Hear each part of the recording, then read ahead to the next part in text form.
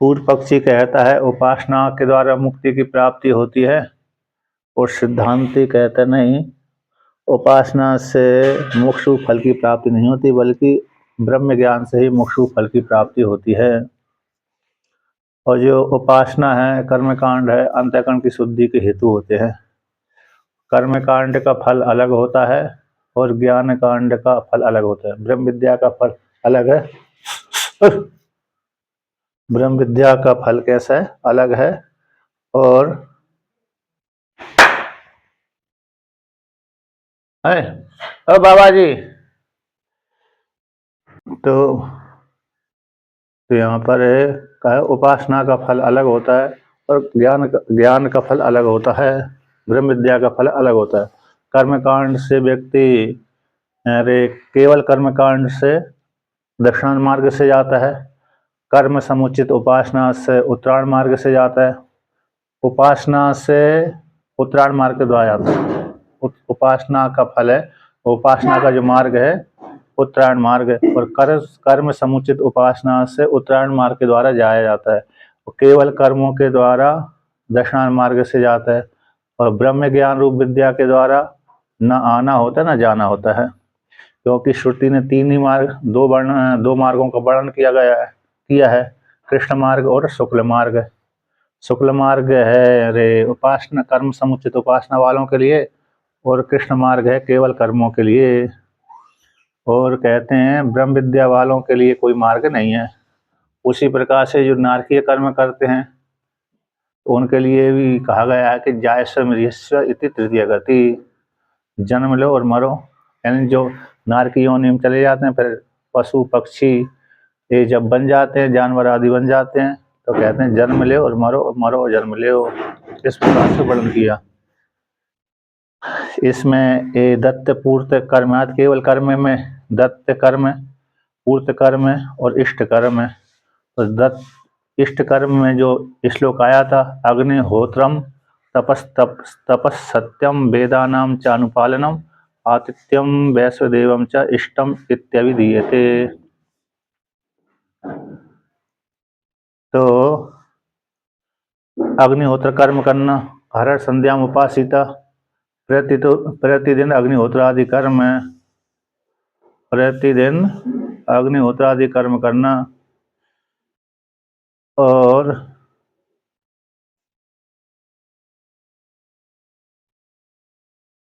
तो प्रतिदिन अग्निहोत्र करना, तप करना और सत्य बोलना, वेदों का स्वाध्याय अनुपालन का अर्थ पालन करना है ना, स्वाध्याय करना वेदों का, आतिथ्य सत्कार करना, प्रतिदिन अतिथि सत्कार।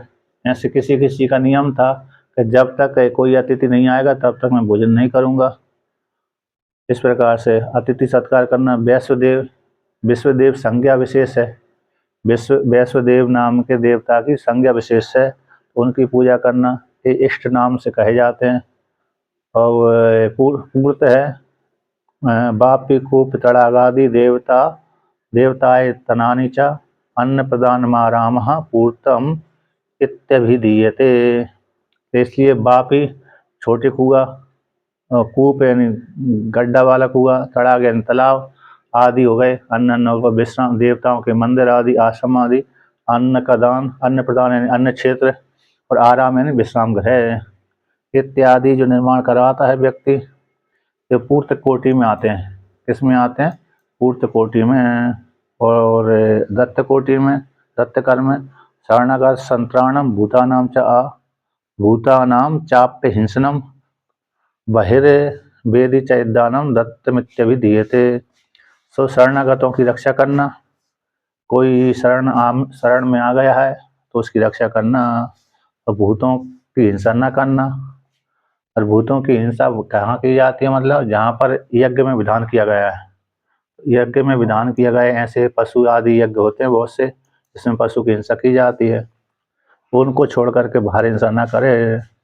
और दान भी है, वेदी के बाहर दान, वेदी के बाहर यानी यज्ञ काल का जो दान होता है यज्ञ के अंतर्गत जाता है। यज्ञ से बाहर जो दान दिया जाता है तो यज्ञ वेदी से बाहर दान कहलाता है। ये दत्त कोटि में आता है। तो ऐसे जो केवल कर्म हैं, तो केवल कर्म करने वाले व्यक्ति ही किस मार्ग को जाते हैं? दक्षिणायन मार्ग से जाते हैं। अब उसी को आगे वर्णन करते हैं। और पंचाग्नि विद्या है, हिरण्यगर्भ विद्या है, अन्य अन्य विद्या हैं। ये विद्या, इन विद्या को सेवन करने वाला व्यक्ति, उपासना करने वाला व्यक्ति उत्तरायण मार्ग से जाता है, और कर्म समुचित उपासना से उत्तरायण मार्ग से जाता है। तो कब तक कहाँ रहता है व्यक्ति, उसी को लेकर के यहाँ पर वर्णन कर रहे हैं। तो 160 नंबर पृष्ठ की नीचे से दूसरी पंक्ति, तो कहते हैं तत्रापि सुख तारतम्य, तत्रापि सुख तारतम्यम तत्साधन तारतम्यम च शास्त्रात् यावत् संपातम उषित्वा इति अस्मात् गम्यते। तो इस प्रकार से, तो सुख में तारतम्य होने से दक्षिणायन मार्ग में और उत्तरायण मार्ग की प्राप्ति हो जाने पर दो मार्ग, केवल कर्मियों के लिए दक्षिणायन मार्ग है और कर्म समुचित उपासना वालों के लिए उत्तरायण मार्ग है। तो ऐसी प्राप्ति हो जाने पर, तो उसमें तो जिन दो मार्गों से जब जाते हैं, गमन करते हैं, तो गमन करने वाले व्यक्तियों के लिए सुख का तारतम्य देखा जाता है। स्वर्गलोक में भी सुख का तारतम्य देखा जाता है, ब्रह्मलोक में भी है इसी प्रकार से। मतलब जिसकी ज़्यादा उपासना है उसको ज़्यादा सुख मिलेगा, ज़्यादा दिनों तक रहने को मिलेगा। अब जिसके पास में कम पुण्य है, जिसकी उपासना कमज़ोर है, पुण्य कमज़ोर है, कम है, तो उसके लिए अरे थोड़े दिनों के लिए स्वर्ग ब्रह्मलोक आदि में रहने का समय मिलेगा, फिर बाद में उसको लौट करके पृथ्वीलोक में आना पड़ेगी। लेकिन ब्रह्मलोक में गया हुआ व्यक्ति बहुत कम होते हैं, स्वर्गलोक में जाने वाले व्यक्ति ज़्यादा होते हैं और ब्रह्मलोक में जाने वाले व्यक्ति कम होते हैं, क्योंकि उपासना व्यक्ति कम ही करते हैं। तो इसलिए तो स्वर्गलोक में भी सुख में तारतम्य देखा जाता है। इसलिए बहुत से व्यक्ति स्वर्गलोक के सुख को देख करके, तारतम्य सुख को देख करके वहाँ से वैराग्य धारण कर लेते हैं कि यहाँ पर भी तो दुख ही प्राप्त होता है। ईर्ष्या बनी रहती है वहाँ पर। जो कर्मी जाते हैं ना, कर्म करके वो ये मन में पश्चाताप करते रहते हैं कि मैंने इसके जैसा कर्म क्यों नहीं किया, और ऊपर वाले को देख करके ऐसे बोलते हैं कि मैंने इस ऊपर वाले के जैसा कर्म क्यों नहीं किया जिससे मेरे को नीचे बैठना पड़ती है। अब नीचे वाले के प्रति उनकी दृष्टि होती है, देखो ये मेरे समान है नहीं है, मैं कहाँ और ये कहाँ राजा भोज कहाँ गंगू तेली, एक वाक्य आता है कहावत में। इसलिए मेरे समान ये है ही नहीं है, तुच्छ हैं ये। तो नीचे वालों के लिए ऐसा बोलता है, उसके मन में ऐसा रहता है, ऊपर वालों के प्रति ईर्ष्या करता रहता है कि मैंने इसके जैसा कर्म क्यों नहीं किए जिससे मेरे को नीचे बैठना पड़ रहा है, नहीं तो इसके जैसा कर्म करता तो मैं ऊंची आसन में बैठता। तो जैसे वहाँ पर सुख का तारतम्य देखा जाता है, उसी प्रकार से सुख के तारतम्य के लिए उसके साधनों का भी तारतम्य देखा जाता है, अधिकारी को भी लेकर के। तो कहते सुख का तारतम्य उसी प्रकार से उसके साधनों का। कोई पंचाग्नि विद्या की उपासना करेगा उसका फल अलग हो जाएगा, कर्म करेगा तो उसका फल अलग हो जाएगा, राजसूय यज्ञ करेगा तो उसका फल अलग होगा, पंचाग्नि विद्या का सेवन करेगा उसका फल अलग होगा, अग्निहोत्र आदि कर्म करेगा तो उसका फल अलग हो जाएगा। तो ये अग्निहोत्र है, पंचाग्नि विद्या है, राजसूय यज्ञ, अश्वमेध यज्ञ है, वैश्वदेवक नामक यज्ञ है, अन्य 10 पूर्णमासिक यज्ञ हैं। इन यज्ञों में ये साधन कहलाते हैं। इनमें तारतम्य से इनको सुख भी तारतम्य के जैसा प्राप्त होता है। ये कहाँ से देखा गया? शास्त्र से, वेद से। तो कहते हैं कहाँ तक रहते हैं उस काल में? तो चांद्र उपनिषद की श्रुति कहती है यावत संपातम उषित्वा, जब तक उनका सम्यक रूप से पात नहीं होता। यहाँ से मर करके तो चले गए स्वर्गलोक में अथवा ब्रह्मलोक पर्यंत तक चले गए, दक्षिणायन मार्ग से उत्तरायण मार्ग से, दो मार्गों से। तो वो जब चले गए, जाने के पश्चात वहाँ पर सम्यक रूप से पात जब तक नहीं होता, यावत जब तक संपातम सम्यक रूप से पात नहीं होता, तब तक वो वहाँ पर रहते हैं। कहाँ पर रहते हैं? स्वर्गलोक आदि में रहते हैं, चंद्रलोक में रहते हैं। स्वर्गलोक है, चंद्रलोक है। तो कहते हैं तत्रापि, तत्रापि शब्द से यहाँ पर आया है कि चंद्रलोके अपि। हाँ, तत्रापि शब्द जो तत्रापि सुख तारतम्यम, तो चंद्रलोके अपि इत्यर्थ ऐसा बोल दिया कि चंद्रलोक में भी तो सम्यक रूप से पतति गच्छति अस्मात् लोकात् अमुम लोकम अननिति संपाता कर्म है। यावत कर्म भोक्तव्यम तावत स्थित्वा पुनरायान्ति इत्यर्थ। तो यहाँ पर ऐसा वर्णन किया गया है। मतलब यहाँ से जब व्यक्ति मर करके चले जाते हैं तत्रापि स्वर्गलोक में, चंद्रलोक में भी, स्वर्गलोक आदि में भी, ब्रह्मलोक पर्यंतक। तो चंद्रलोक में भी, चंद्रलोक शब्द का अर्थ पितृलोक भी बोलते हैं, चंद्रलोक का शब्द अर्थ स्वर्गलोक भी बोल देते हैं, पितृलोक स्वर्गलोक आदि। तो इस प्रकार से ज्यादातर पितर उसी लोक में जाते हैं, चंद्रलोक में, केवल कर्मी तो वहाँ पर चले जाते हैं, इस लोक से मर करके चले जाते हैं। इस लोक से मर करके जब चंद्रलोक में गए, इन स्वर्गलोक में गए, पितृलोक में गए, तो यहाँ से मर करके जब जाने के पश्चात उस लोक में रहते हैं, निवास करते हैं। कब तक निवास करते हैं कि जब तक उनका पुण्य का क्षय नहीं हो जाता, कर्मों का क्षय नहीं हो जाता, तब तक रहते हैं। तो यावत कर्म भोक्तव्यम, तो जब तक कर्मों का क्षय नहीं होता तब तक वो कर्मों का भोग भोगते रहते हैं। तो यावत जितने भी कर्म थे उनके उस लोक संबंधी भोगने के पश्चात भोग लेते हैं और भोगने के लिए वहाँ पर स्थित रहते हैं। जब भोग समाप्त हो जाता है तो पुनर्यान्ति, पुनः लौट करके आ जाते हैं। उस का बस निवास धातु है, तो वहाँ पर निवास करते हैं। इन कर्मों के 6 पर्यंत तक वहाँ पर निवास करते हैं। इसके पश्चात नीचे लौट करके आते हैं। इस शास्त्र से, उपनिषदों से, वेद से ऐसा जाना जाता है। उसी को लेकर के और आगे वर्णन करते हैं कि ततः, तो मनुष्य लोक से आरंभ करके ब्रह्मलोक पर्यंत तक है, ऊपर के, फिर मनुष्य लोक से फिर नीचे तक है। मनुष्य लोक से आगे सुख में तारतम्य देखा जाता है, नीचे के में भी न अरे थोड़ा थोड़ा सुख पाया जाता है, मनुष्य लोक से लेकर के नीचे तक है।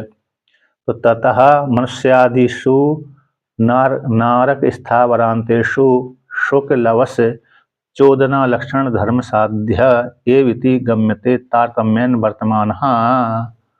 तो जैसे उसी प्रकार से मनुष्य आदि में भी, मनुष्य आदि से लेकर के नरक नारकीय योनि में और स्थावरण पर्यंतक योनियों में भी सुख का लवलेश, सुख लव यानी अल्प मात्रा में, सुख लव यानी अल्प मात्रा में सुख देखा जाता है। तो सुख का जो तारतम्य है, सुख लव, थोड़ा सा सुख प्राप्त होता है, मनुष्यों में थोड़ा ज़्यादा हो जाता है और पशु पक्षी आदि में कम हो जाता है और पेड़ पौधों में तो और ही कम होता है। तो इस प्रकार से सुख का लव चोदना लक्षण धर्म साध्य है, इन विधि के माध्यम से, शास्त्र के माध्यम से जाना गया है। इनमें भी तारतम्य रूप से, वर्तमान रूप से तारतम्य देखा जाता है। यानी ये किसके द्वारा जाना जाता है कि अरे मनुष्यों से लेकर के इस नार की योनि में, स्थावर पर्यंतक जीवों में जो तारतम्य देखा जाता है वो सुख का लेस है, सुख मात्र। जैसे दृष्टांत है, लौकिक दृष्टांत है, जैसे हमने बाजार से कोई हींग लेके आए, तो हींग जब लेके आए तो हींग तो हमने सारी किस में डाल दिया, सब्जी में डाल दिया, और जो पात्र था, उस पात्र में बिल्कुल भी हींग नहीं है, फिर भी उसमें गंध आती रहती है। थोड़ी कुछ महीनों तक, कुछ दिनों तक अथवा महीनों तक तो गंध आती रहती है। तो सुख मात्र, जैसे उसमें हींग ना होने पर भी गंध आती रहती है, उसी प्रकार से मनुष्यों से लेकर के स्थावर पर्यंत तक योनियाँ हैं, उसमें नीचे की योनियों में नाम मात्र के लिए सुख प्राप्त होता है। मनुष्यों में थोड़ा ज़्यादा हो जाता है, फिर इसके ऊपर मनुष्य से ऊपर लेकर के गंधर्वों में, देवताओं में, इनमें सुख में अधिकता पाई जाती है, सुख में तारतम्य देखा जाता है। तो इस प्रकार से तो सुख का लवलेश है, सुख नाम मात्र के लिए सुख उनको प्राप्त होता है। तो कहाँ से जाना गया, 14 लक्षण धर्म के द्वारा, इन शास्त्र के माध्यम से। तो इस प्रकार से विधि परक वाक्यों के माध्यम से जाना जाता है। 14 विधि लक्षण धर्म साध्य ही इति गम्यते, तो धर्म के माध्यम से जाना जाता है कि इनको भी सुख की प्राप्ति होती है, धर्म अधर्म को लेकर के। अब उसी को और आगे कहते हैं,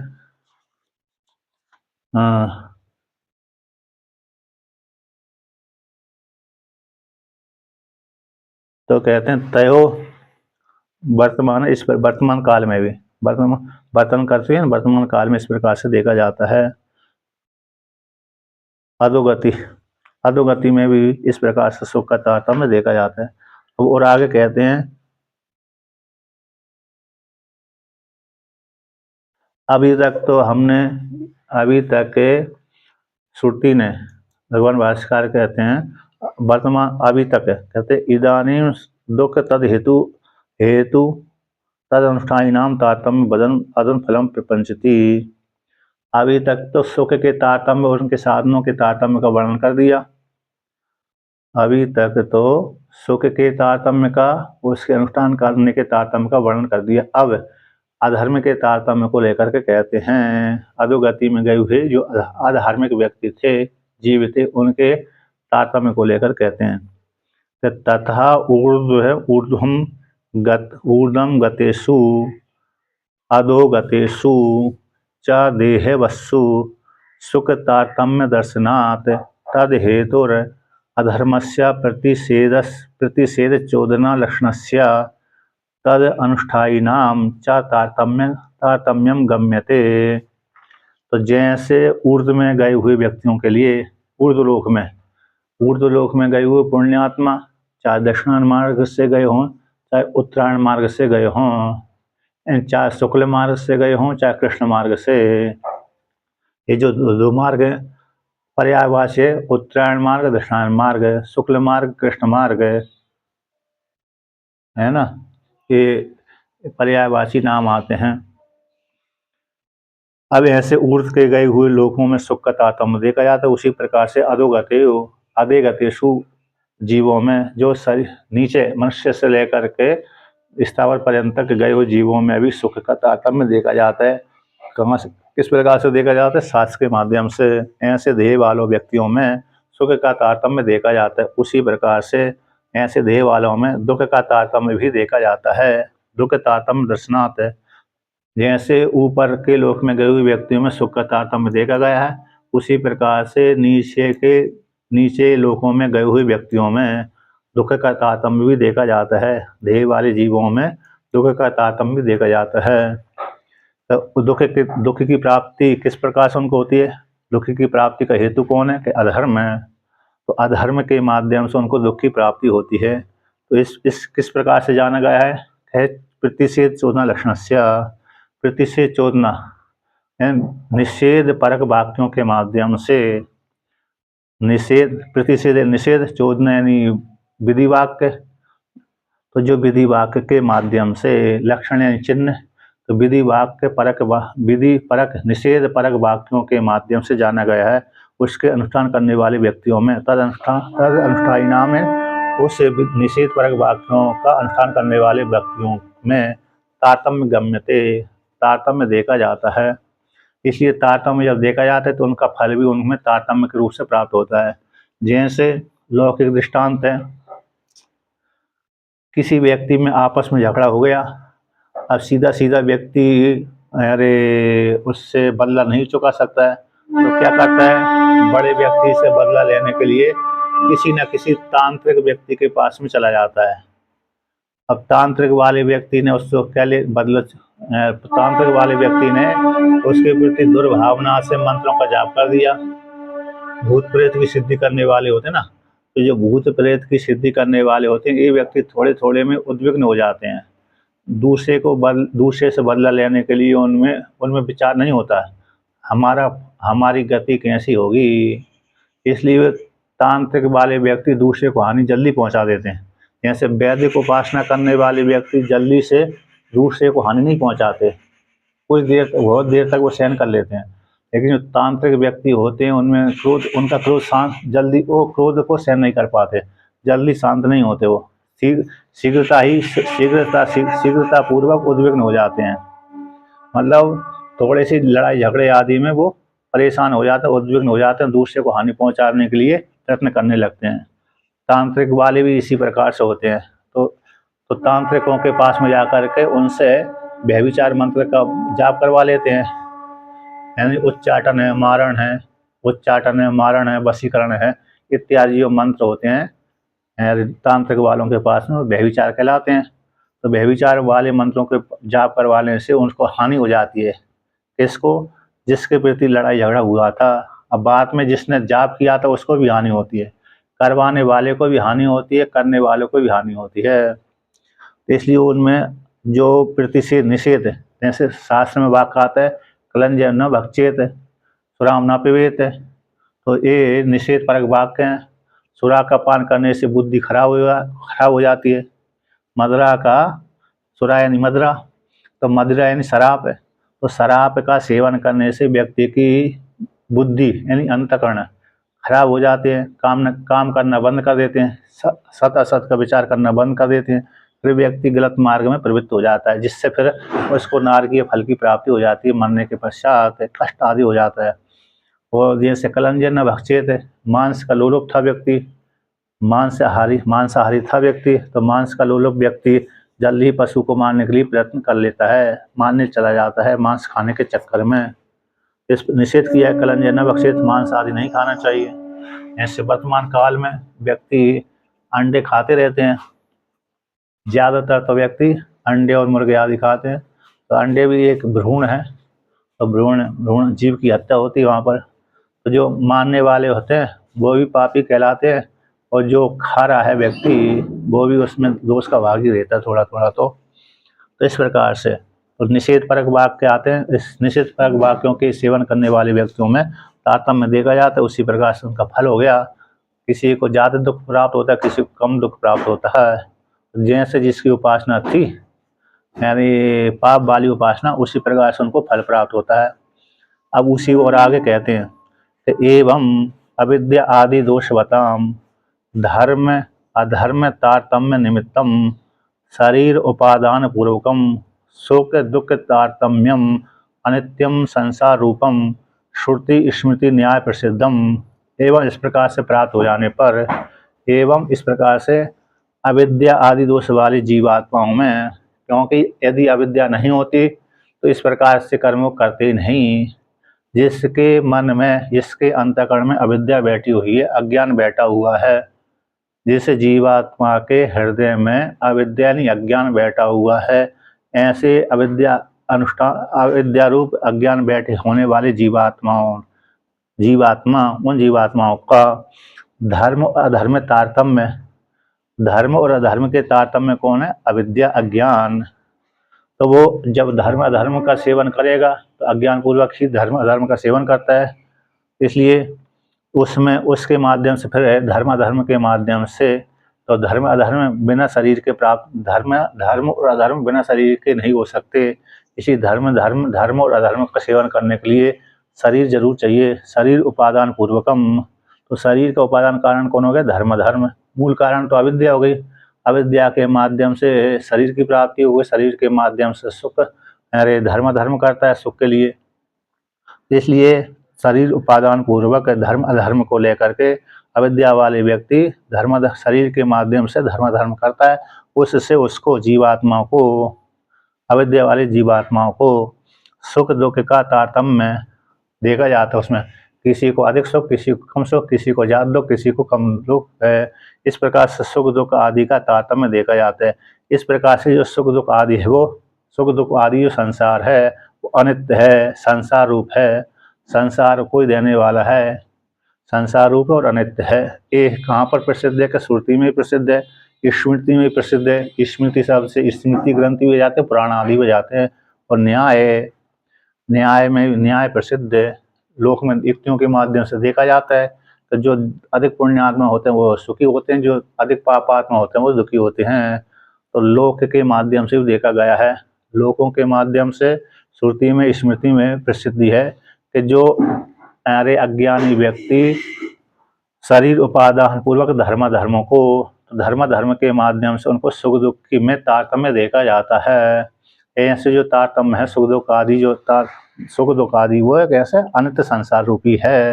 ये श्रुति स्मृति और न्याय में प्रसिद्धि है, इस प्रकार से वर्णन कर दिया। उसको हटाने के लिए संसार अविद्या व जो सुख दुख में, जिस सुख दुख का तारतम्य जिन जीवों में पाया जाता है, ऐसे सुख दुख को हटाने के लिए, अविद्या को हटाने के लिए, धर्म को नाश करने के लिए, अविद्या मूल कारण तो कौन? अविद्या है, क्योंकि अविद्या ना हो तो उसको ना सुख की प्राप्ति होती है ना दुख की प्राप्ति होती, बल्कि सुख स्वरूप में अवस्थित रहता है जीवात्मा। इसलिए सुख दुख का निमित्त जो धर्म को निमित्त मूल कारण कौन है? अविद्या। उस अविद्या को हटाने के लिए यहाँ पर निष्काम कर्म आदि का वर्णन करते हैं, श्रुति के माध्यम से ज्ञान कराते हैं। तो तत्तः सूर्यते, उसी प्रकार से श्रुति में सुना गया है कि किस प्रकार से जो संसार रूप है वो संसार कैसे अनित्य है, और धर्म को लेकर के धर्म के निमित्त अविद्या वाले व्यक्ति धर्म को सेवन करते हैं, जिससे उनको सुख दुख की प्राप्ति होती है। उसको लेकर के यहाँ पर वर्णन करते हैं कि आत्मा में, निर्विशेष आत्मा में सुख दुख बिल्कुल भी संबंध नहीं रखते। उसी को लेकर के श्रुति का वर्णन करते हैं और संसार रूप का अनुवाद करती है श्रुति। ना हा बहि स शरीरस्य सतः प्रिया अप्रिय अप्रिययोर अपहतिर अस्ति इति यथा वर्णितम संसार रूपम अनुवदति। कहते शरीर वाली जो आत्मा है सतैन विद्यमान, तो शरीर के सहित जो आत्मा है, शरीर वाली विद्यमान शरीर वाली आत्मा, उसको जब तक शरीर से युक्त है, अविद्या से युक्त है, तब तक, जब तक जीवात्मा जीव संज्ञा बनी हुई है, शरीर वाली आत्मा है, स शरीर से सता, यानी विद्यमान जो आत्मा है, शरीर से युक्त जो आत्मा है, तो जब तक शरीर वाली आत्मा और शरीर उपाधि वाली जो आत्मा है, तब तक उसके प्रिय हो गए पुण्य, अप्रिय हो गए पाप। इन दोनों प्रिय और अप्रिय दोनों का अपहति नाश नास्ति नहीं होता। जब तक अविद्या वाले जीवात्मा में पुण्य पाप बने रहते हैं, धर्म बने रहते हैं, तब तक उनका दुख और सुख की निवृत्ति नहीं होती। दुख और सुख रूप जो संसार है उसकी निवृत्ति नहीं होती। जब तक अविद्या विद्यमान है, सुख दुख की प्राप्ति में हेतु कौन है? धर्म है। सुख और दुख की प्राप्ति में हेतु धर्म और धर्म की प्राप्ति में हेतु अविद्या। तो जब तक जीवात्मा में अविद्या है, तब तक उसकी जीव संज्ञा भी समाप्त नहीं होती और तब तक उसका संसार भी बना रहता है। तो जो सुख दुख हैं धर्म के द्वारा उत्पन्न होते हैं, ये सारे संसार रूपी हैं। अविद्या भी संसार रूपी है। यथा वर्णितम, जिस प्रकार से श्रुति में वर्णन किया गया है, तो लोक में जो देखा गया है वो संसार रूप है। संसार रूप का ही श्रुति क्या करती है? अनुवाद करती है। श्रुति संसार रूप का जिस प्रकार से लोक में देखा जाता है, उस प्रकार का श्रुति अनुवाद मात्र कर देती है यहाँ पर। जब तक जीवात्मा में अविद्या विद्यमान है, तब तक उसके सुख दुख का नाश नहीं हो सकता। सुख दुख का नाश तो कब होगा? जब अविद्या उसकी निवृत्त हो जाएगी ब्रह्म ज्ञान के द्वारा। अब उसी को और आगे कहते हैं कि जब ब्रह्म ज्ञान हो जाता है, तो आत्मा का स्वरूप को प्रतिपादन करने वाली श्रुति कहती है 163 नंबर पृष्ठ पे, कहती अशरीरम भावसंतम न प्रिय अप्रिय स्पृशतः इति प्रिय अप्रिय स्पर्शन प्रतिषेधात् चोदनः लक्षण धर्म कार्यत्वं मोक्षाख्यस्य अशरीरत्वस्य प्रतिषिध्यते इति गम्यते। तो यहाँ पर वर्णन करते हैं कि अशरीरम संतम, जो आत्मा कैसी? शरीर से रहित है। अशरीरम संतम, तो संतम भी द्वितीया का एक वचन और अशरीरम भी द्वितीया का एक वचन। ऐसी जो विद्यमान आते हैं, विद्यमान जो आत्मा है, अर्थात शरीर से रहित जो विद्यमान आत्मा है, ऐसी आत्मा को कहते हैं प्रिय और अप्रिय स्पर्श नहीं करते। प्रिय और अप्रिय, प्रिय यानी पुण्य, अप्रिय यानी पाप है। प्रिय शब्द से आ गया पुण्य, क्योंकि जब पुण्य होगा तो व्यक्ति को सुख की प्राप्ति होगी, तो अब पाप होगा तब व्यक्ति को दुख की प्राप्ति होगी। तो प्रिय और अप्रिय दोनों ही अशरीर वाली आत्मा को स्पर्श नहीं करते, न स्पृशतः, यानी संबंध नहीं रखते। आत्मा असंग कूटस्थ होने के कारण, आत्मा असंग कूटस्थ होने के कारण, निरअवय होने के कारण धर्म और अधर्म आत्मा से संबंधित नहीं होते, बल्कि ये धर्म और अधर्म अंतकरण के धर्म हैं। लेकिन आरोप आत्मा में हो जाने से, इसलिए आत्मा सुखी दुखी हो जाती है, झूठा आरोप हो जाने से। जैसे भगवान श्री कृष्ण में झूठा मणि का चोरी का आरोप लग गया था। भगवान श्री कृष्ण में मणि का झूठा ही आरोप लग गया था, इसलिए उनको झूठे आरोप को हटाने के लिए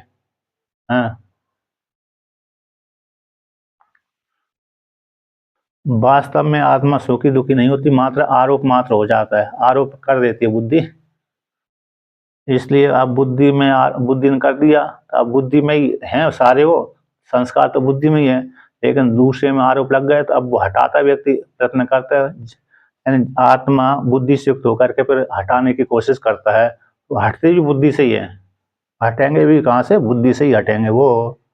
जब बुद्धि खाली हो जाएगी तो कह लेगी हाँ मैं आत्मा असंग हूँ, आत्मा तो असंग है, कूटस्थ है। बुद्धि भरी रहती है तो कह नहीं आत्मा असंग कूटस्थ नहीं है। हटने वाली जगह भी बुद्धि है, लगाने वाली भी बुद्धि है, आरोप भी बुद्धि लगाती है और आरोप को हटाती भी बुद्धि है, और जो संस्कार बैठे हैं वो भी बुद्धि में ही बैठे हुए हैं। आत्मा तो मात्र उसका अनुकरण करती है। जैसे भगवान श्री कृष्ण में कोई चोरी का आरोप तो लग गया था, मजबूरी में भगवान को वो अपना आरोप हटाना पड़ी, है कि नहीं, नहीं हटाते तो लोग बाग कहते नहीं, हकीकत में भगवान श्री कृष्ण ने चोरी करी थी, मणि के लोभ से सत्यजित को मार दिया था, क्योंकि भगवान ने एक बार सत्यजित से मांग लिया था मणि, मतलब सत्यजित को नहीं मारा था, सत्यजित के भाई को, प्रसेन, सत्यजित के जो भाई प्रसेन है, उस प्रसेन को शेर ने शिकार खेलने के लिए वो गया था, जब शिकार खेलने के लिए गया था, लेकिन शिकार खेलने के लिए मणि साथ में लेके गया। अब कोई व्यक्ति अरे अमूल्य वस्तु को जंगल में थोड़ी ले जाता है, लेकिन उसकी कैसी बुद्धि रही कि मणि को साथ लेकर के शिकार खेलने के लिए गया, मणि को साथ लेकर के शिकार खेलने के लिए गया था। अब कोई व्यक्ति करोड़ों रुपए लेकर के जंगल में थोड़ी जाएगा, तो जो करोड़ों व्यक्ति अपने पास में करोड़ रुपए लेकर के जंगल में जाते हैं तो मूर्ख ही कहलाता है। भरोसा थोड़ी है जंगल में कोई मिल जाए छीन ले, मार, धन के लोभ के चक्कर में मार दे, तो ऐसा ले जाने वाला व्यक्ति मूर्ख ही कहलाता है। उसी प्रकार से प्रसेन भी मणि को लेकर के जंगल में शिकार खेलने के लिए गया, इसी मारा गया वो, मतलब पहले तो शेर ने मार दिया, हमला कर दिया, और शेर को फिर भालू ने मार दिया। अब भालू फिर अपनी उस मणि को लेकर के अपनी गुफा में चला गया। भगवान जाने वो शेर भी कैसे मणि को उठा लिया। जानवर को मणि से क्या प्रयोजन है, जानवर को कोई मणि से प्रयोजन होना चाहिए, उसके लिए तो कोई उपयोगिता नहीं है, फिर भी वो शेर है।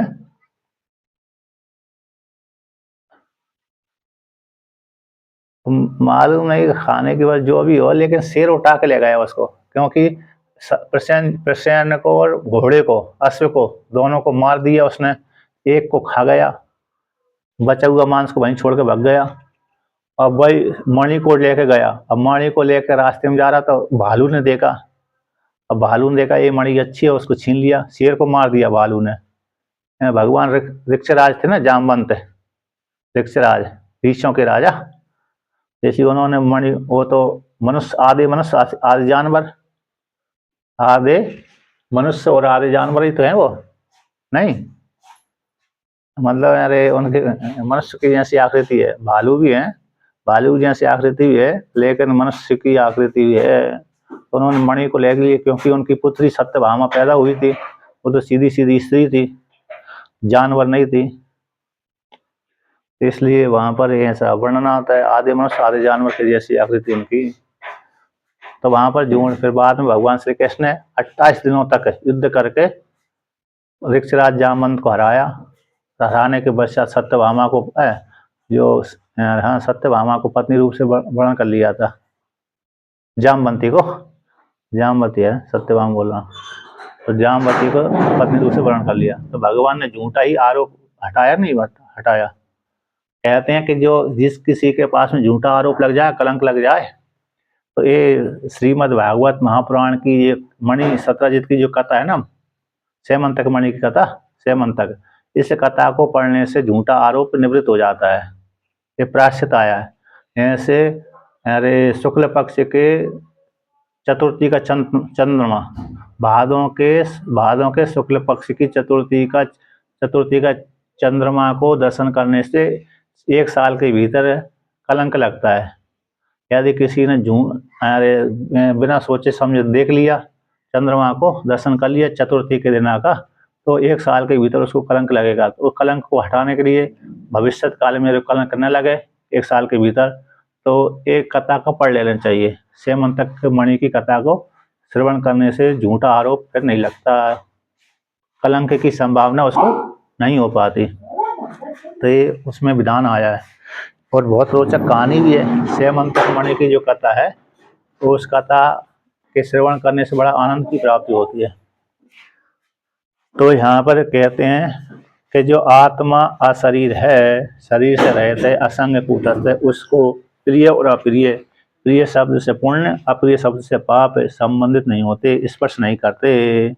तो प्रिय और अप्रिय के स्पर्शन, प्रिय और अप्रिय का स्पर्श के संबंध का प्रतिषेध हो जाने से, निषेध हो जाने से, तो चोदना लक्षण धर्म कार्यत्म, तो चोदना यानी विधि परक धर्म का कार्यत्म, जो सुख दुख आदि है, विधि के माध्यम से शास्त्र रूप विधि है। विधि के माध्यम से चाहे धार्मिक विधि हो चाहे अधार्मिक निषेध हो, तो चोदना लक्षण धर्म का कार्यत्व सुख दुख आदि है, सुखत्व आदि है, सुख दुख आदि है।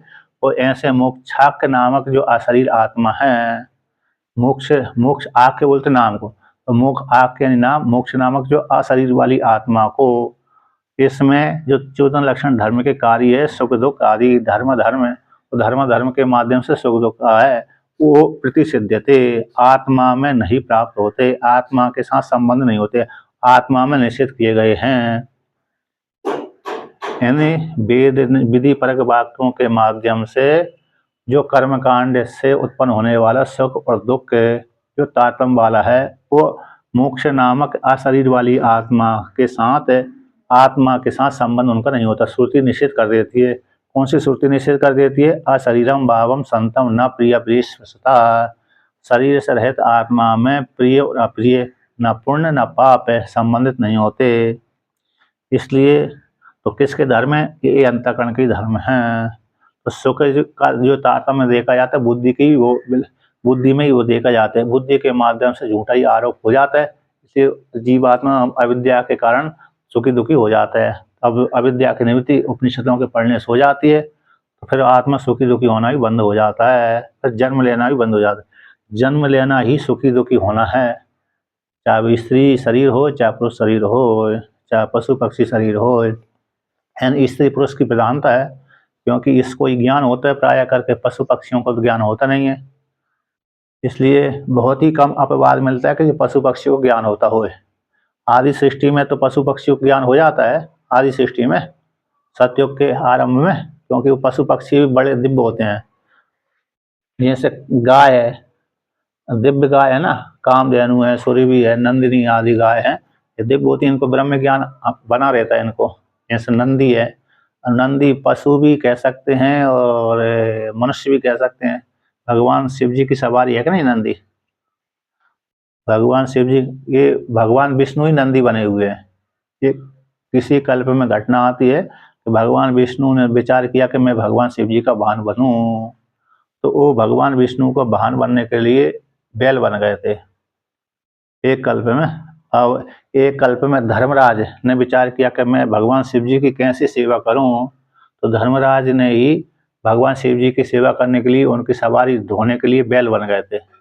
एक कल्प में भगवान विष्णु बैल बने हुए हैं, एक कल्प में धर्मराज बैल बने हुए हैं, अलग अलग कल्पों को लेकर के, और एक कल्प में कोई और बने होंगे, है ना। तो इसलिए धर्म के चार पैर होते ना, तो भगवान शिव जी धर्म के स्वामी कहलाते हैं, तो धर्म का वहन करने वाले हैं। अतः भगवान धर्मराज ही चार पैरों से युक्त रहता है, नंदी भगवान के रूप में।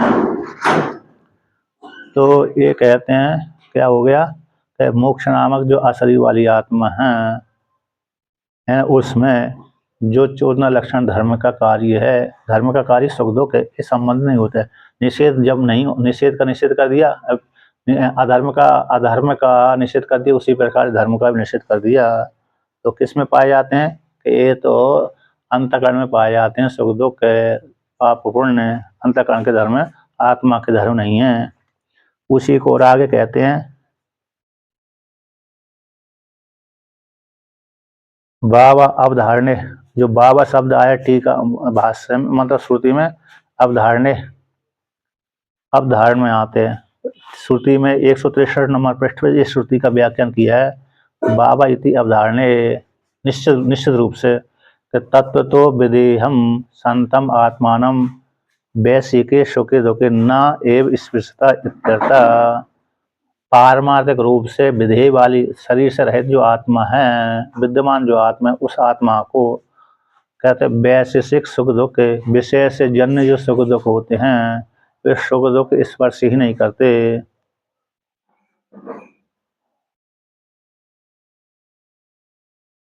अब पूर्व पक्षी मतलब प्रश्न बनता है कि मोक्ष, ये जो मोक्ष है उपासना रूप धर्म का फल मान लिया जाए। मोक्ष है, पूर्व पक्षी ने कहा था कि उपासना से मोक्ष फल की प्राप्ति होती है, तो उसको सिद्धांत पूर्व सिद्धांति से पूर्व पक्षी पूछा कि इस प्रकार से मोक्ष फल, जो मोक्ष फल है उपासना का फल मान लिया जाए। यदि मोक्ष चेत उपासना धर्म फलम, कहते हैं मोक्ष को उपासना रूप धर्म का फल मान लिया जाए, तो उपासना का धर्म मान लिया जाएगा तो उसी से प्रिय हो जाएगा, प्रिय प्रिय का संबंध हो जाएगा आत्मा के साथ, उसका निषेध करते नहीं। कहने मतलब मोक्ष रूप जो फल है तो उपासना का फल मान लिया जाए। मोक्ष यानी परमात्मा की प्राप्ति, परमात्मा ही मोक्ष कहलाता है। तो मोक्ष को, मोक्ष रूप जो फल है, ब्रह्म रूप जो फल है, उपासना का फल मान लिया जाए। उपासना का फल मान लेने से तो वह अरे प्रिय धर्म का कार्य माना जाएगा, धर्म के साथ संबंध आत्मा हो जाएगी, ऐसा पूर्व पक्षी का कहना है। तो उसका खंडन करते हैं, ऐसी बात नहीं है। मोक्ष उपासना का फल नहीं है, ब्रह्म उपासना का फल नहीं है, उसको लेकर कहते हैं धर्म कार्यत्वे ही प्रिय और अप्रिय स्पर्शन निषेधो न उपद्यते। ये नहीं कहो कि धर्म का कार्य, इन उपासना रूप धर्म का कार्य मोक्ष है, धर्म का कार्य मोक्ष मानने पर, धर्म का कार्य उपासना रूप धर्म का कार्य मोक्ष को स्वीकार कर लेने पर, मोक्ष को स्वीकार कर लेने पर तो प्रिय और अप्रिय, प्रिय पुण्य का कार्य, अप्रिय पाप का कार्य, ये दोनों का संबंध का निषेध न उपद्यते। यदि यदि मोक्ष को धर्म का कार्य मानेंगे तो यदि क्योंकि यदि धर्म का कार्य, धर्म से कार्य उत्पत्ति, तो धर्म से मोक्ष की उत्पत्ति मानेंगे, यानी पूर्ण वैदिक धर्म से, उपासना से यदि मोक्ष को, मोक्ष रूप जो ब्रह्म है उसको उत्पत्ति मानेंगे, तो उत्पत्ति मानेंगे तो प्रिय और अप्रिय कौन हो गया, प्रिय और अप्रिय दोनों ही, ये दोनों ही जो निषेध किया श्रुति ने, यानी प्रिय और अप्रिय स्पर्श नहीं करते, ये उत्पन्न नहीं हो सकते, श्रुति पर बाधित हो जाएगी। 8 छांदोग्य उपनिषद की 8-12-1 की जो श्रुति है, अशरीरम भावम अशरीरम भाव संतम न प्रिय अप्रिय स्पृशतः, तो ये श्रुति ने जहाँ पर निषेध किया गया कि शरीर से रहित आत्मा में प्रिय और अप्रिय संबंधित नहीं होते। यदि आप पूर्व पक्षी आत्मा को ब्रह्म रूप, ब्रह्म को उत्पन्न हुआ मानेंगे, जीवात्मा के लिए ब्रह्म को उत्पन्न हुआ मानेंगे, तो प्रिय और अप्रिय का जो निषेध किया गया था वो उत्पन्न हो ही नहीं सकते। इसलिए आत्मा को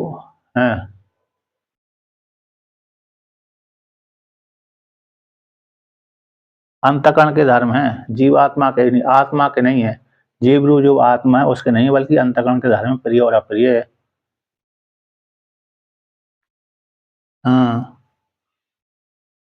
कहते हैं अशरीरत्व ही धर्म का कार्य मान लिया जाए। अब पूर्व पक्षी कहता है, तो वहां पर ये व्यंग के माध्यम से खंडन कर दिया कि यदि धर्म का कार्य जो मोक्ष है, उस मोक्ष को धर्म का कार्य मानेंगे, तो जो श्रुति ने कहा थे कि अशरीर वाली आत्मा को पुण्य पाप के साथ संबंध नहीं होता, तो ये श्रुति बाधित हो जाएगी, ऐसे हो जाएगी।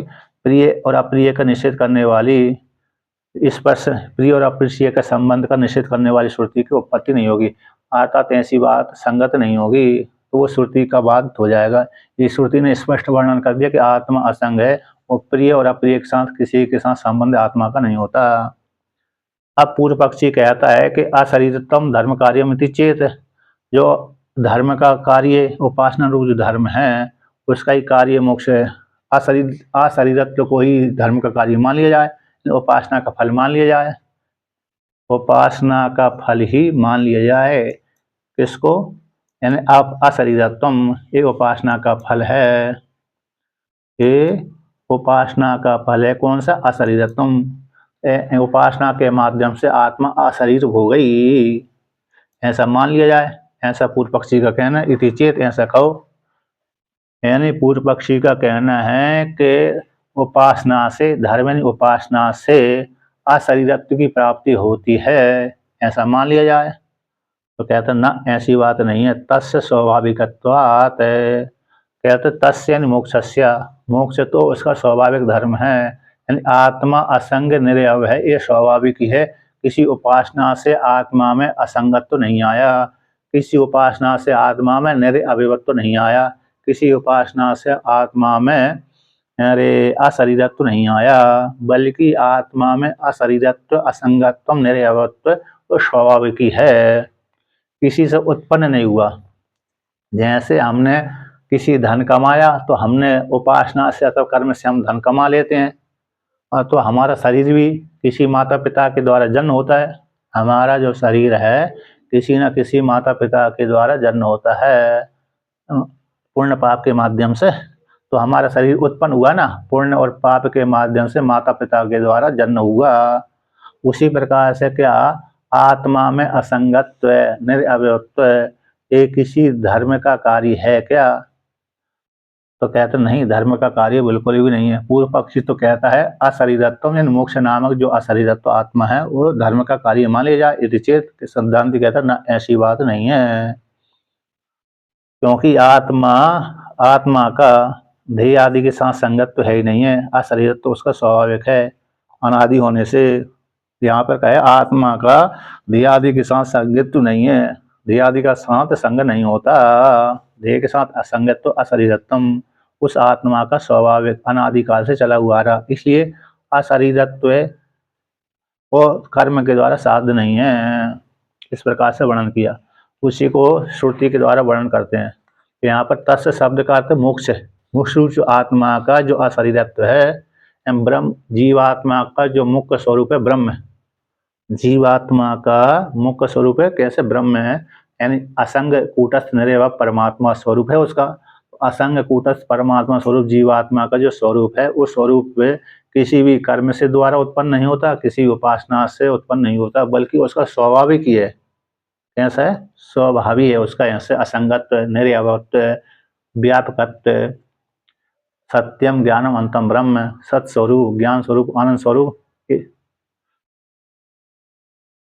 हाँ, ये स्वाभाविक धर्म है उसके, आत्मा के स्वाभाविक। ये भी बोलने के लिए हैं, आत्मा शुद्ध है, बुद्ध है, मुक्त है, स्वभाव वाली है, अजर है, अमृत है, अभय है, ये मात्र ज्ञान कराने के साधन मात्र हैं, कहने मात्र के लिए है, वास्तव में इस शब्द की गति भी नहीं है। भगवान भास्कर भी एक शायद उपदेश ऐसी नामक ग्रंथ में वर्णन करते हैं कि ज्ञान होने के पश्चात हम का भी त्याग कर देना चाहिए, कि मैं हूँ, इसका भी त्याग हो जाता है। मांडुक उपनिषद में, मांडुक कारिका में भी ऐसा आता है, ज्ञान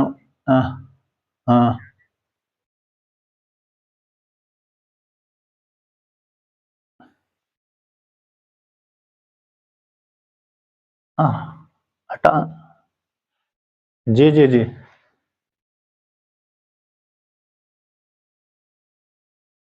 हाँ हाँ हाँ, जी जी, विशेषण जो विशेषण कहलाते हैं, तो विशेषण हटाने के लिए, दूसरे वस्तु को हटाने के लिए होते हैं। विशेषण इतर को व्यावर्तन करने के लिए और आत्मा के स्वरूप को बोध कराने के लिए होते हैं। सत्यम ब्रह्म के विशेषण हो गए, सत्यम ज्ञानम अंतम ब्रह्म, ब्रह्म तो स्वरूपभूत हो गए, ब्रह्म है तो कैसे? सत्स्वरूप, ज्ञान स्वरूप, आनंद स्वरूप, तो ये विशेषण हो जाते हैं। तो विशेषण दूसरे वस्तु को, इतर वस्तु को हटाने के लिए होते हैं, इसलिए वहां पर आते हैं। इसलिए तो मतलब है कहने के लिए, मतलब जब ब्रह्म ज्ञान हो जाता है, अब लोग साक्षात्कार हो जाता है, उसके बाद पर हम का भी त्याग कर देना चाहिए, ऐसा उपदेश शास्त्री आदि मांडुक्य उपनिषद की कारिका में देखा गया है। जान कहा गया है, ठीक है ना। इसलिए इसलिए इस प्रकार से वर्णन किया है। इसलिए आत्मा में कुछ भी नहीं है, धर्म में कुछ भी नहीं है। अब उसी को श्रुति दूसरी कहती है कि अशरीरम शरीरेषु अनवस्थेषु अवस्थितम महांतम विभुमात्मानं मत्वा धीरो न सोचति। एक कठोपनिषद की है 1-2-21 का, कि आत्मा शरीरों के भीतर रहती है लेकिन अशरीर वाली है। आत्मा शरीर से रहित है फिर भी शरीरों के भीतर रहती है। कहते हैं आत्मा अनवस्थेषु अवस्थितम, जिसका तीनों कालों में सत्ता नहीं रहती, एक काल में सत्ता रहती है, उसमें अवस्थित रहती है आत्मा। यानी तीनों कालों में नहीं रहता ना, शरीर शरीर है, हमारा जो शरीर है अवस्थित नहीं है, तीनों कालों में नहीं रहता, बल्कि उसमें आत्मा अवस्थित रूप से रहती है, स्थित रहती है। क्योंकि आत्मा को जानने का साधन तो ये हमारा शरीर ही है और कोई दूसरा साधन नहीं है। तो ऐसी अनवस्थेषु अवस्थितम, ऐसी जो आत्मा को जिस प्रकार से जानता है कि शरीरों के भीतर अशरीर रूप से आत्मा को जानता है, जो विनाशील वस्तुओं के भीतर आत्मा अवस्थित तीनों कालों में रहती है, भूतकाल में भी थी, वर्तमान काल में भी, भविष्य काल में भी रहेगी, जागृत अवस्था में भी रहेगी, स्वप्न जागृत अवस्था में भी है, स्वप्न में भी रहेगी और सुषुप्ति में भी रहेगी, तीनों कालों में रहेगी। अर्थात एक काल में रहे दूसरी काल में ना रहे, ऐसी बात नहीं है। तो जागृत अवस्था में, स्वप्न अवस्था में, सुषुप्ति अवस्था में, तुरीय अवस्था में, चारों अवस्था में आत्मा रहती है। और कहते हैं जो एक अवस्था दूसरी अवस्था में नहीं रहती, जागृत अवस्था स्वप्न में नहीं रहती, स्वप्न अवस्था सुषुप्ति में नहीं रहती, और जागृत स्वप्न सुषुप्ति अवस्था तीनों अवस्था समाधि में नहीं रहती, किंतु आत्मा चारों अवस्था में रहती है। तो अनवस्थियों में जो अवस्थित नहीं रहती, ऐसी अवस्था में आत्मा अवस्थित रहती है। जो शरीर है हमारे, स्थूल शरीर, सूक्ष्म शरीर, कारण शरीर, इस शरीरों में अशरीर रूप से आत्मा रहती है। ऐसी उस आत्मा को महानतम, सबसे बड़ी है, मैं तो मैया, अणुरणीयान, मैं तो मैयान, अणु से अणु है और महान से महान है, मैं तो मैयान। ऐसे विभु है, विभु आत्मा को, विभु यानी व्यापक, व्यापक रूप आत्मा को मत्वैन जान करके, कौन? धीरो बुद्धिमान, न सोचती, शोक नहीं करता। जिस साधक ने इस प्रकार से आत्मा को जान लिया, व्यापक आत्मा को जान लिया है, तीनों शरीर से रहित आत्मा को जान लिया, तीनों अवस्थाओं से रहित आत्मा को जान लिया, इस यहाँ पर इसमें ये वर्णन किया है, टीका में आया है अशरीरम, स्थूल शरीर, 163 नंबर पृष्ठ की अंतिम पंक्ति। अशरीरम शब्द से स्थूल देह शून्यम, स्थूल देह से रहते, देहों के मध्य में अनेक प्रकार देह हैं, उनमें उन शरीरों से रहते, स्थूल देह आदि से शून्य है आत्मा, अनेक प्रकार के अनित्य शरीरों से रहता आत्मा है। एक है नित्य है, अवस्थितम, ऐसे अवस्थित है, महानतम है, व्यापिनम, ऐसी आत्मा है। अपेक्षा को लेकर के, अपेक्षा करते व्यापक होता है व्यक्ति, उसको वारण करने के लिए विभु बोल दिया। ऐसे विभु रूप आत्मा को जान करके धीरवान, बुद्धिमान होता हुआ, धीर शब्द का अर्थ बुद्धिमान, धैर्य को धारण करने वाला, धीर शब्द से धैर्य को धारण करने वाला बुद्धिमान, शोक से उपलक्षित जो संसार है उसका अनुभव नहीं करता, फिर इन दोबारा के जन्म उसका नहीं होता, इस प्रकार से वर्णन किया। तो ऐसी आत्मा को जानने वाला साधक होता है, चाहे वो स्त्री हो चाहे वो पुरुष हो, फिर दोबारा को उसका जन्म नहीं होता। अब उसी को आगे कहते हैं, आत्मा में क्या प्राण आदि होते हैं, मन आदि होता है कि नहीं होता। मुंडक उपनिषद का दृष्टांत देते हैं कि आत्मा अप्राणो है मना शुभ्र, आत्मा प्राण से रहता है। इन जो पंच प्राण होते हैं वो आत्मा में नहीं होते, आत्मा में मन भी नहीं होता, क्योंकि यदि आत्मा में मन प्राण हो तो पहले ईश्वर को शरीर धारण करना पड़ेगा, लेकिन बिना शरीर धारण किए ईश्वर में, बिना शरीर को धारण किए ईश्वर कैसे जगत का सृजन कर देता है। तो इस प्रकार से आत्मा ऐसी स्वभाव वाली है, स्वरूप वाली है। और फिर कहते हैं, बृहदारण्यक उपनिषद की श्रुति कहती है, असंगो ही अयम पुरुषः, ये आत्मा असंग है। यहाँ पर पुरुष शब्द ब्रह्म का वाचक है, तो ब्रह्म रूप जो आत्मा है वो असंग है। इस सांख्य दर्शन का, कपिल मुनि के द्वारा रचित जो सांख्य है उसका ये सूत्र भी है, उसका ये सूत्र भी है। तो बृहद सांग है मतलब कार्य, वो उसमें आते, सूत्र में आते असंग ही अयम पुरुष, उनका सूत्र भी है और श्रुति भी है। सिद्धांत में श्रुति है, वेदांत में सिद्धांत में श्रुति है, वहाँ का सूत्र है। तो असंग ही अयम पुरुषा इत्यादि श्रुतियों के द्वारा ये जाना गया है कि आत्मा असंग है, कूटस्थ है, निर्वय है, उसमें पुण्य और पाप किसी प्रकार से संबंध नहीं होते। यानी ब्रह्म रूप जो फल है किसी न उपासना का फल है न कर्मकांड का फल है, बल्कि ज्ञान के द्वारा ही ब्रह्म रूप फल की प्राप्ति होती है। विज्ञान के द्वारा कैसे? ज्ञान के द्वारा अविद्या की निवृत्ति, अविद्या की निवृत्ति से ब्रह्म रूप फल अव्यक्त हो जाता है। ब्रह्म ज्ञान से उत्पन्न भी नहीं होता, लेकिन कह दिया जाता है कि ज्ञान से ब्रह्म की उत्पत्ति होती है, कहने मात्र के लिए।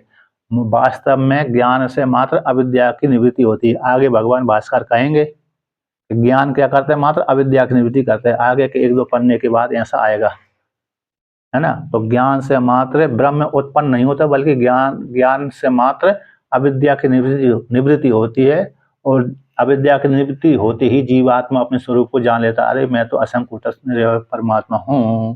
इसलिए आत्मा कर्म का फल भी नहीं है, उपासना का फल नहीं है, बल्कि कर्म और उपासना का फल है अंतःकरण की शुद्धि। कर्म और उपासना का फल अंतःकरण की शुद्धि। अंतःकरण की शुद्धि से ज्ञान, ब्रह्म ज्ञान की योग्यता। उपनिषदों के पढ़ने से ब्रह्म ज्ञान हो गया, आचार्य के मुखार बिंद से उपनिषदों के पढ़ने से ब्रह्म ज्ञान की उत्पत्ति हो गई। अब ब्रह्म ज्ञान की उत्पत्ति हो गई तो उत्तम अधिकारी बन गया, तो श्रवण करने मात्र से ब्रह्म ज्ञान हो जाता है, अविद्या की निवृत्ति हो जाती है। मध्यम अधिकारी है तो मनन और निध्यासन करना पड़ेगी, है ना। मध्यम अधिकारी, उत्तम अधिकारी के लिए तो श्रवण मात्र से ज्ञान हो जाता है, जैसे अरे दसमस्तमसी शब्द के अनुसार। और मध्यम अधिकारी है तो बार बार उसको चिंतन करना पड़ती है। इसलिए तो प्राय करके मध्यम अधिकारी होते हैं, इसलिए 10 उपनिषद पढ़ना पड़ती है, ब्रह्म सूत्र गीता पढ़ना पड़ती है मध्यम अधिकारी के लिए। उत्तम अधिकारी के लिए तो 1-2 उपनिषद से ही काम चल जाता है। एक बार श्रवण किया और ज्ञान हुआ, और ज्ञान हो जाने के पश्चात फिर जीवन मुक्त अवस्था में विचरण करता है। इस प्रकार से आज का पाठ पूरा हुआ।